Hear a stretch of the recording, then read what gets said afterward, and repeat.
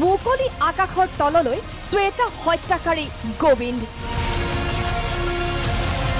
দুখ প্ৰমাণ কৰিবলৈ সকলো তথ্য থকাৰ পিছতো কেনেকৈ জামিন পালে শ্বেতাৰ প্ৰশান্ত প্ৰেমিক গোবিন্দে প্ৰায় 5 মাহ পূৰ্বে ভৰণত সংঘটিত হৈছিল চাঞ্চল্যকৰ হত্যাকাণ্ড প্ৰেমিক গোবিন্দ সিংঘালে নৃশংসভাৱে হত্যা কৰিছিল মেধাৱী ছাত্ৰী শ্বেতাক প্ৰাগ নিউজৰ কেমেৰাৰ সন্মুখত খুদ স্বীকাৰ কৰিছিল পাখাল প্ৰেমিক গোবিন্দে 5 মাহ জেলত থাকিয়ে উচ্চ ন্যায়ালয়ৰ পৰা জামিন লাভ গোবিন্দৰ জাগৰ নাই ৰেণ্টত আছে যদি ইন কেছ চাৰিজন মিলি কিবা পলাই যায় বা কিবা হৈ যায় এটোৱে আমাৰ খন্দে আছে আদালতৰ ৰায়দানৰ পিছত ক্ষোভ প্ৰকাশ শ্বেতাৰ পৰিয়ালৰ আইনী ব্যৱস্থাটোৰ ওপৰত মুঠেই সন্তুষ্ট নহয় শ্বেতাৰ দুৰ্ভগীয়া পৰিয়ালটো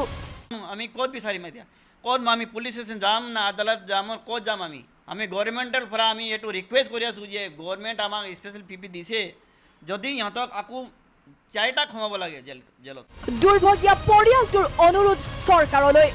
ক'ত যাম আমি গভৰ্ণমেণ্টৰ পৰা ন্যায় পোৱা নাই এইটো বহুত বেয়া কৰিছে আমাৰ লগত বৰকা থাকিব পাৰিব ইহঁতে যদি গোবিন্দে যিমান কাণ্ড কৰা নাই ইমান কাণ্ডটো ইহঁতে কোৰ্টে কৰি দিছে দি কিনে জাজমেণ্টটো সি বা কৰিছে কোৰ্টে চব জানে এটা আটাকেইটা জানে আটাকেইটা ৰিপৰ্ট আছে ফৰেনচিক ৰিপৰ্ট আছে পষ্টমৰ্টম ৰিপৰ্ট আছে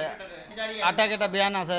আদালতে দিয়া ৰায় বিৰুদ্ধে পুনৰ আদালতৰ কাষ চপাৰ সিদ্ধান্ত লৈছে শ্বেতাৰ পৰিয়ালে